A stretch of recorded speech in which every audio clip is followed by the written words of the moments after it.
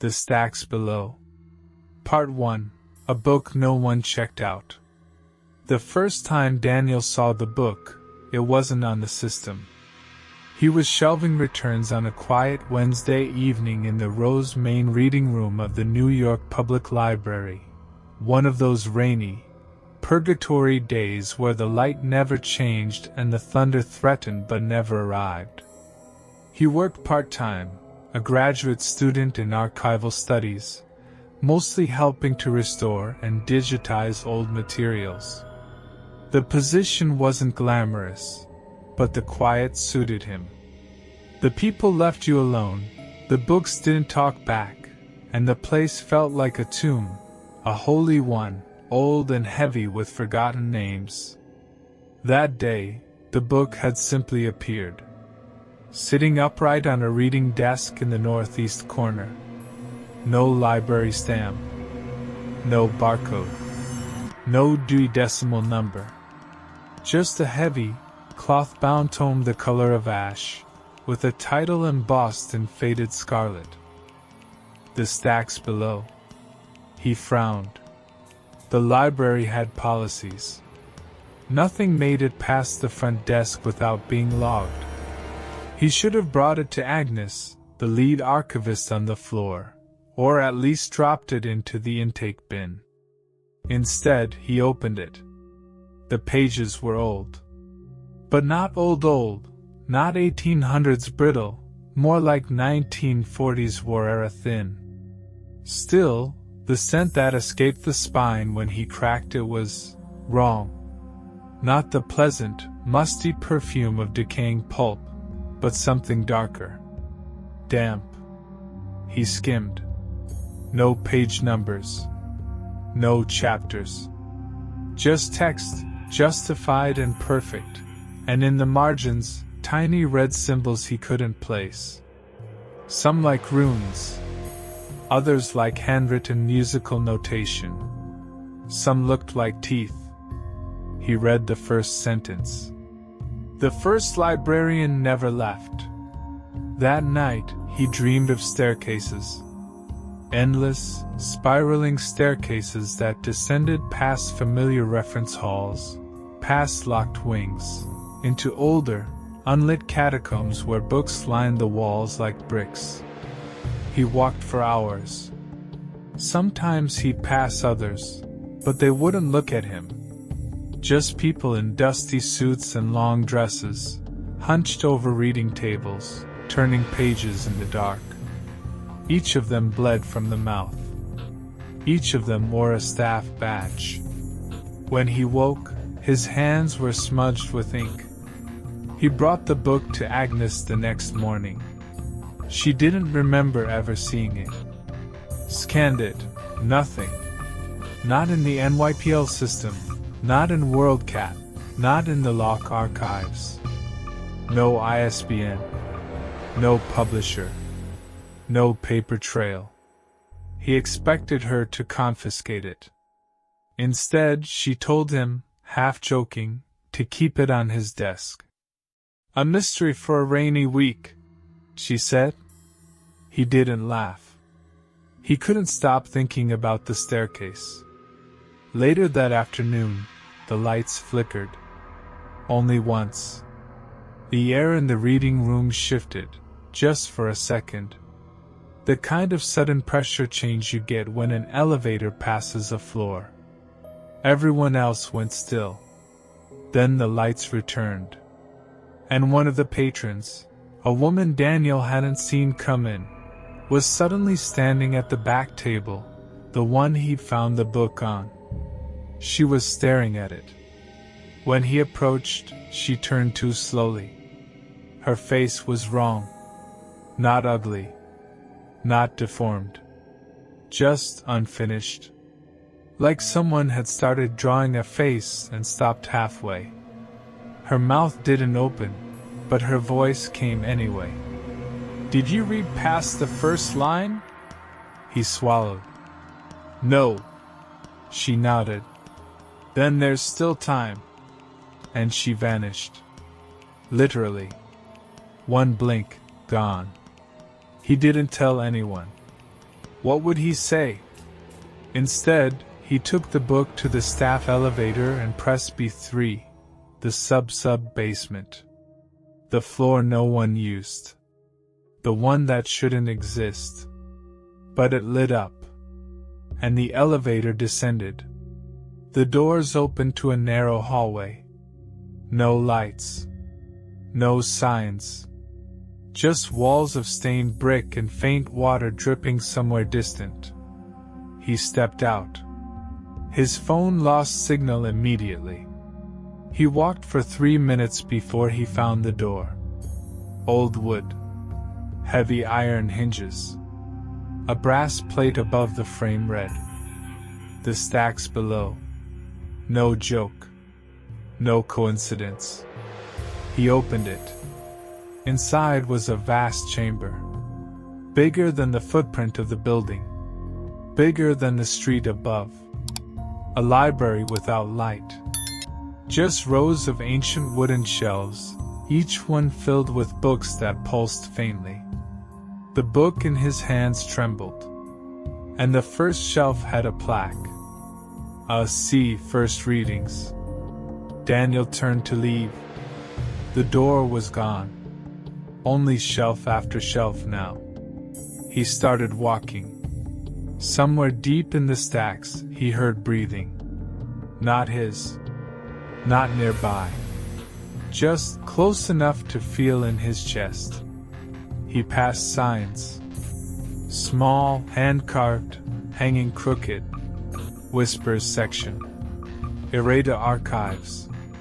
Librarian remains. He stopped at that one. Not a joke.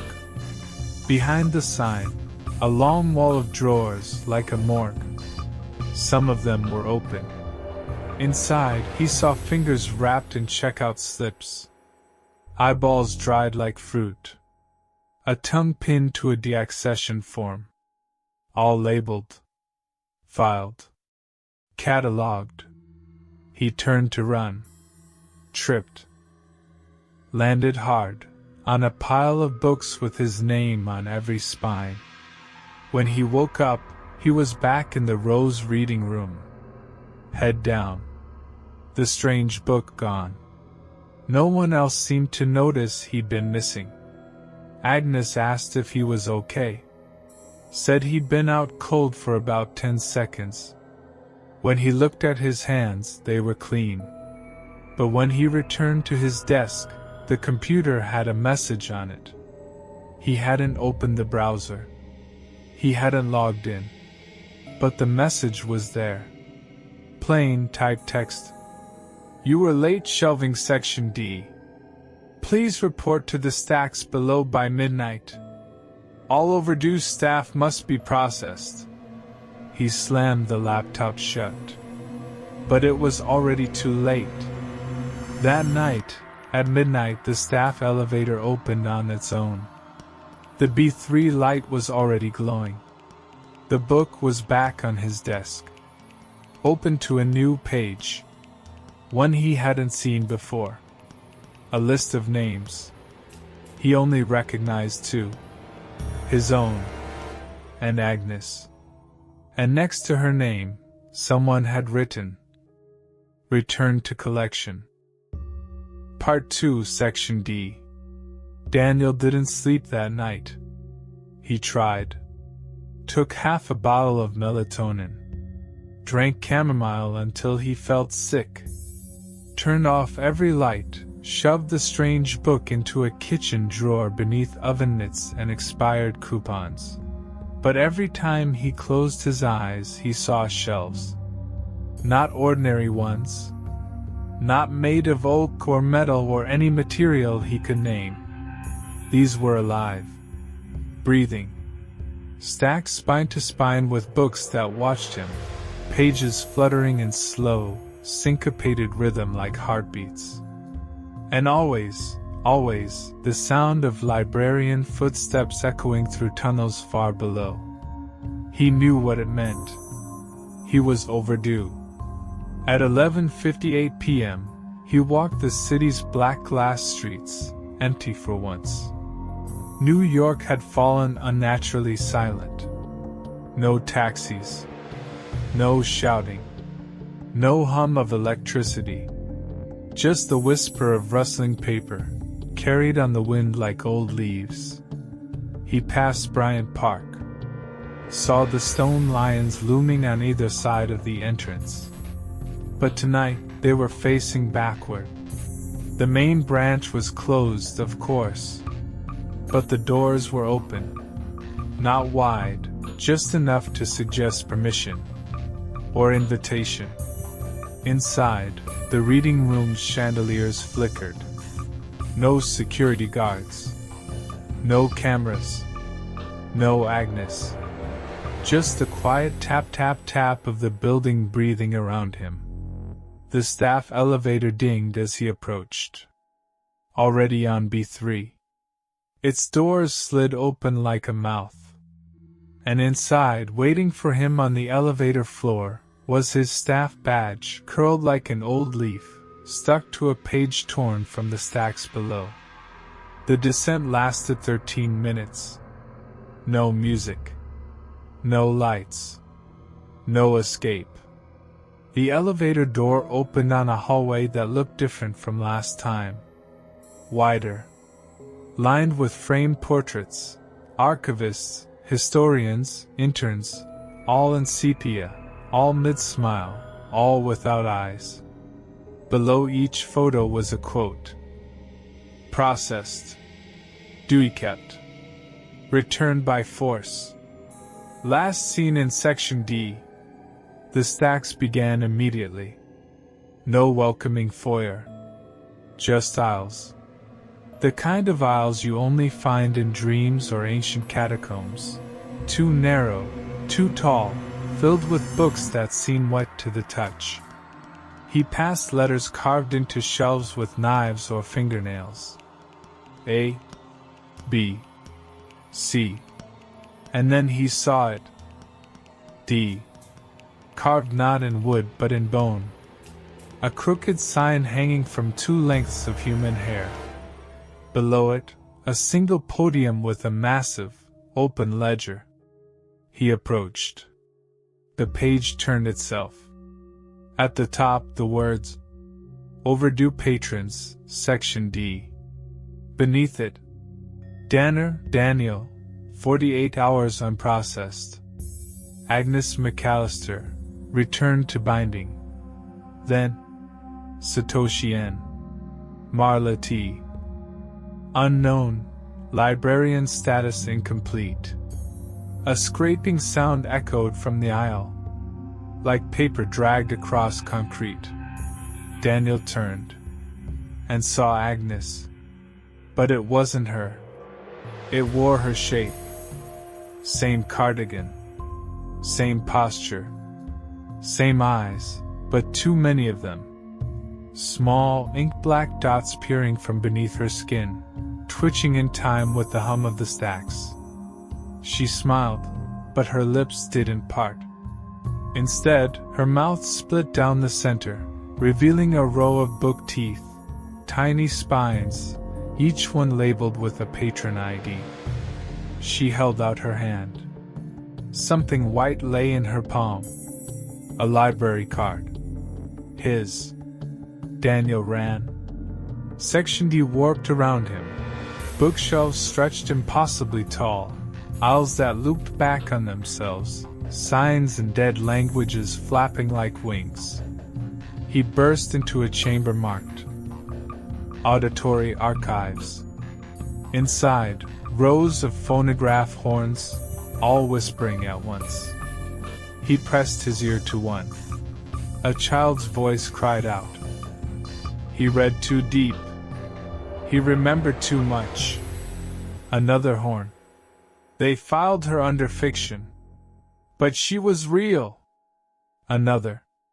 Don't shelve yourself. It lets them take your name. Daniel collapsed to the floor. The book fell from his bag. Opened itself. To a blank page. Then a new line appeared, ink bleeding through like sweat. You were not the first to escape. But you will be the last to return. The air shifted. All sound vanished. Then a footstep, followed by another. Someone was walking toward him. Not running, not chasing.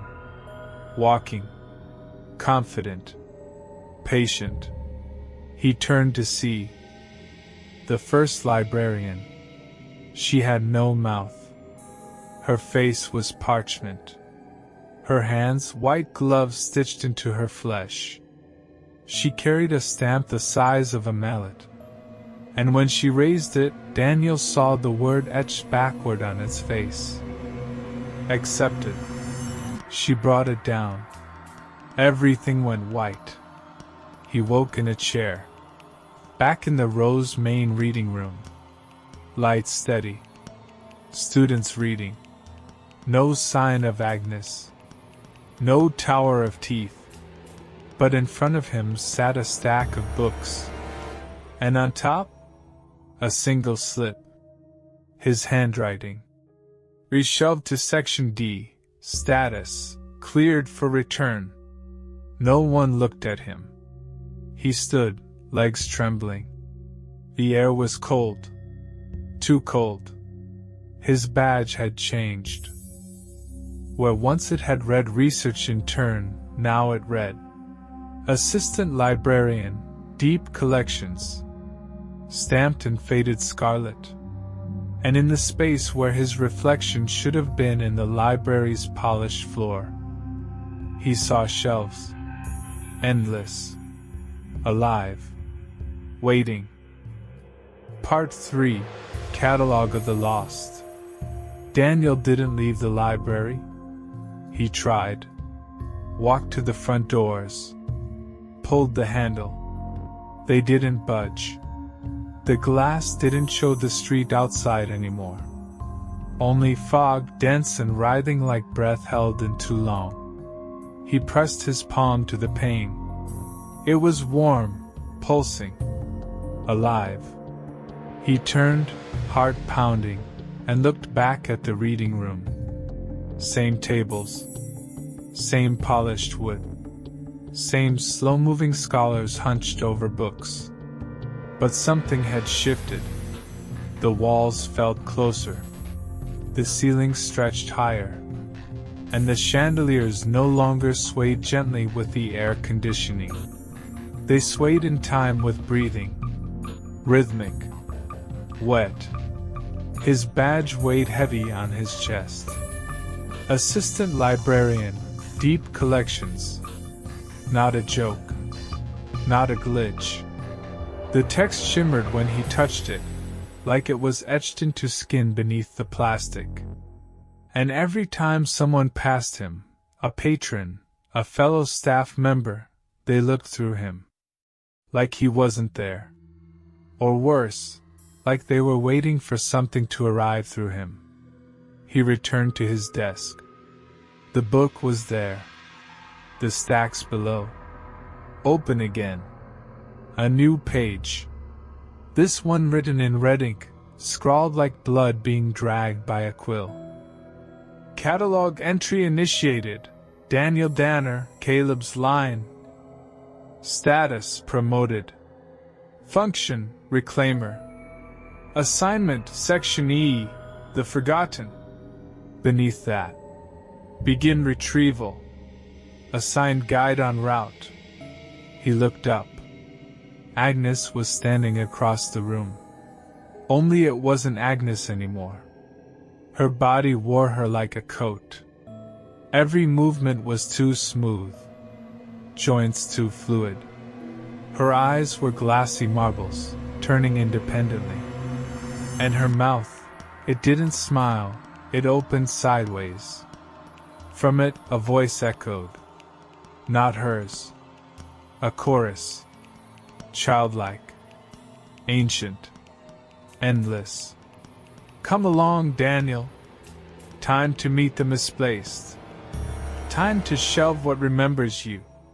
He followed. Because his body didn't belong to him anymore. Because the tower inside him had begun to hum. because a library card was growing in his mouth, pressed beneath his tongue like a sacrament. They passed sections he'd never seen. The library rearranged itself. Corridors unfolded like pages being flipped. Spiral staircases curved downward into impossible architecture, rooms too vast, too loud with silence.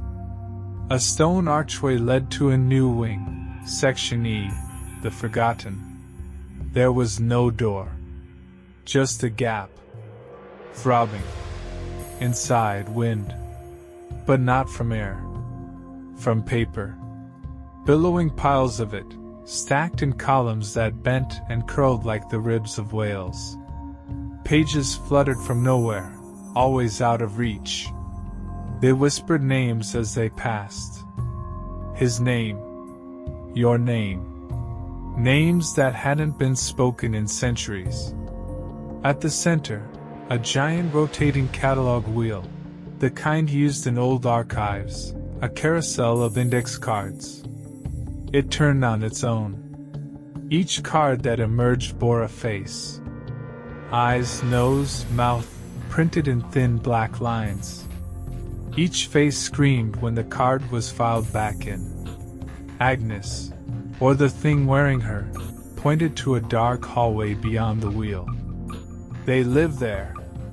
The misplaced. The story's too loud to forget, too broken to shelve. Your job is to name them. Daniel shook his head. No. I'm not. I don't want to do this. The lights overhead flickered red. The walls shivered. The book in his hands opened again. A single line appeared. You were checked out the moment you read the first line. He took a step forward. Then another. The hallway swallowed him. The walls were lined with mirrors, but not normal ones. These showed moments. His first day at the library. His grandfather handing him a leather-bound journal. A night he cried beneath a blanket at age 7, whispering a name he no longer remembered. And deeper in, the reflections stopped showing him. They showed others. All the patrons who had vanished from this building over the last 100 years. All the librarians who had never clocked out. Faces in the stacks. Eyes behind the shelves. And something deeper. Watching. Cataloging. He reached the end of the hallway. A single chair stood under a cone of dim light. And in that chair, a girl. 9, maybe 10. Dressed in clothes decades old. Mouth sewn shut. Hands clutching a library card with Daniel's name on it. She looked up at him. And he remembered. He remembered her. Lucy. The name came without prompting. His little sister. The one who had vanished during a field trip to the NYPL in 1997. Everyone said she wandered off. Police ruled it an abduction. But he remembered now, the last time he saw her, she'd been walking into a staff elevator. Pressing B3. Waving. Smiling. The doors closed before he could stop her. And no one believed him. No one remembered. Because she had been forgotten. Filed away. Left to wait. The chair groaned as he stepped closer. The library card pulsed in her hands. The stitching on her mouth began to unravel. Slowly. Wetly. And her voice spilled out. You're here now. You can take my place. The library needs new fiction. He knelt. Took her hand. Her skin was paper. She folded gently into a card-sized slip. Filed herself into the pocket of his coat. And vanished. Behind him, Agnes waited. In her hand, a stamp. New word on the face. Retrieve. She stamped his chest. The mark burned. And when he screamed, the library recorded it. Alphabetized it. Filed it under. Danner Daniel, sublibrarian/lost recovery. The hallway disappeared. He was back in the main hall. Back at his desk. But now the shelves bowed when he passed. The books hummed his name. And in the silence of that infinite building, the whispers followed him always. Shelf yourself. Catalog your breath. You belong to the stacks below now. Part 4. Shelf yourself. Daniel had forgotten what fresh air smelled like. Or if the outside even existed anymore. He tried sometimes. Climbed the steps toward the front entrance. Reached for the bronze handles of the main doors. But every time he touched them, they felt like book spines. Warm. Pulsing. When he blinked, the lobby returned to aisles. The lions never faced out anymore. They faced in. Guardians of the stacks. Of what they contained. Of what they had become. His days passed in rituals. Each morning he woke at his desk, head resting on open pages of the stacks below, the text shifting subtly each time, like a new version of the same nightmare. He shelved what the carts brought him. The books brought themselves now. No patrons ever returned them. But every evening, dozens would be waiting, each with a title that hadn't existed the day before. Each with an author that matched someone missing. Some bore dates from decades ago. Others bore tomorrows. The deepest part of the library changed each time he entered it. Section E, the Forgotten, now connected to a new wing. Section F, Self-Fiction. Its door was made of mirrors. No handle.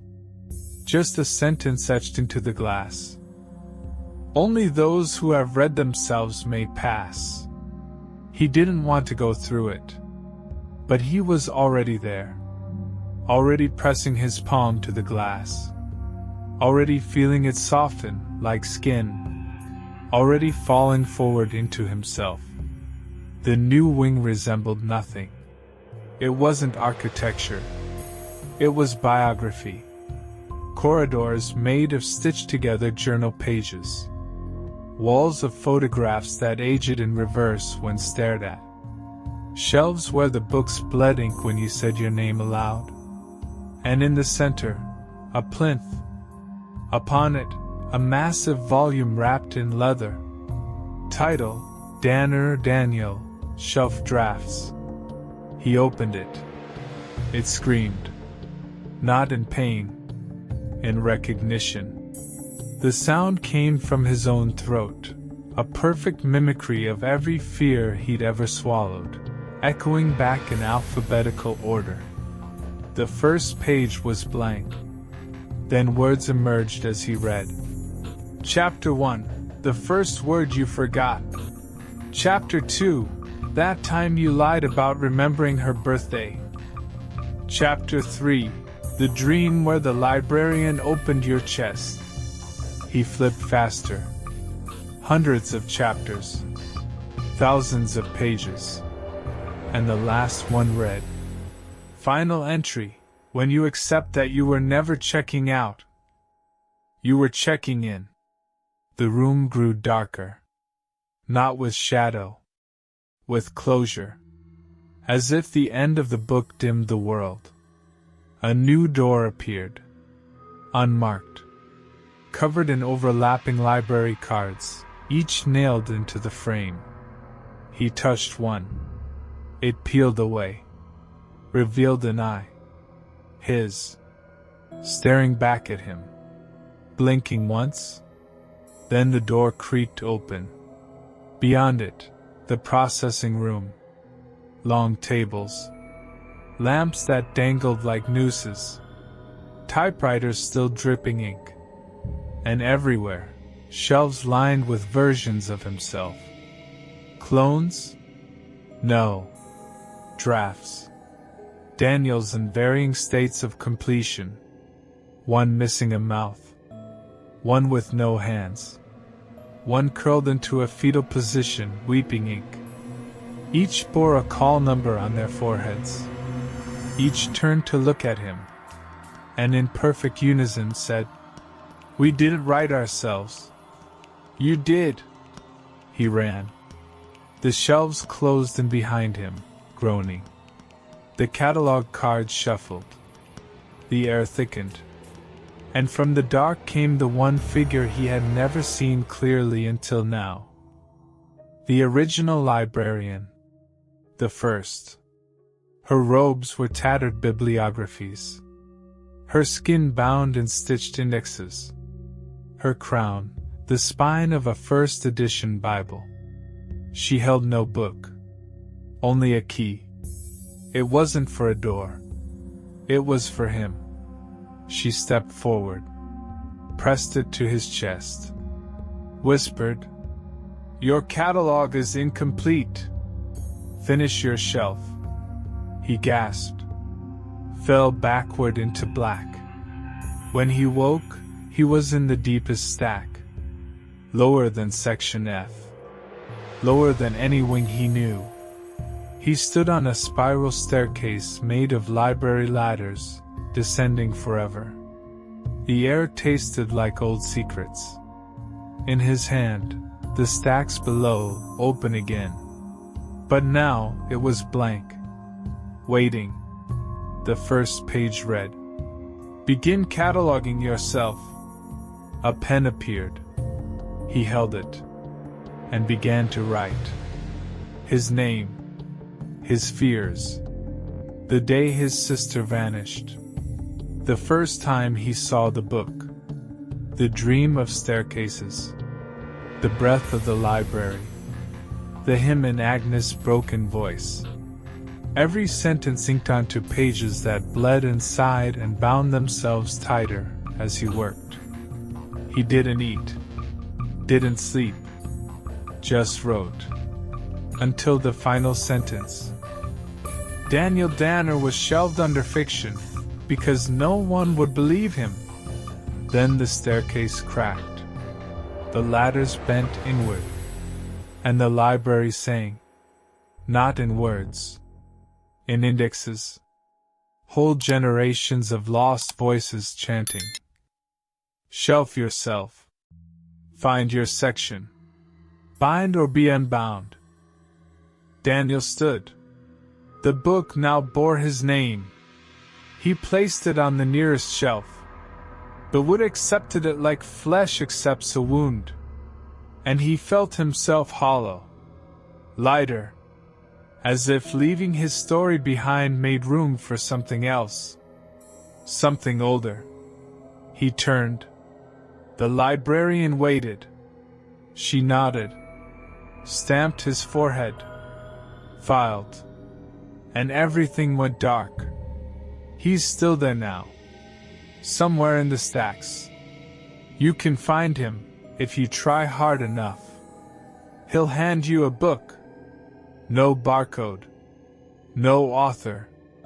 Just a title in faded scarlet. The stacks below. And when you open it, check the first line. If it reads, "The first librarian never left," close it. Walk away.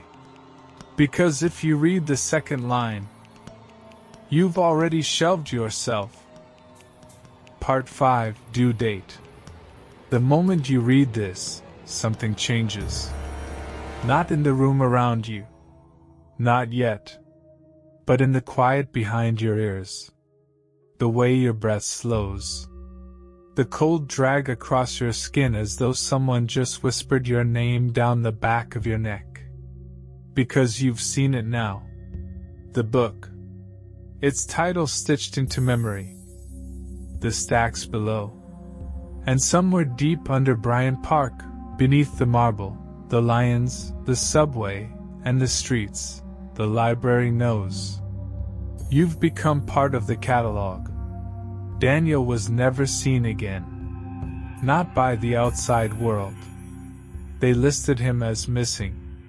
One of the thousands who vanish into New York every year.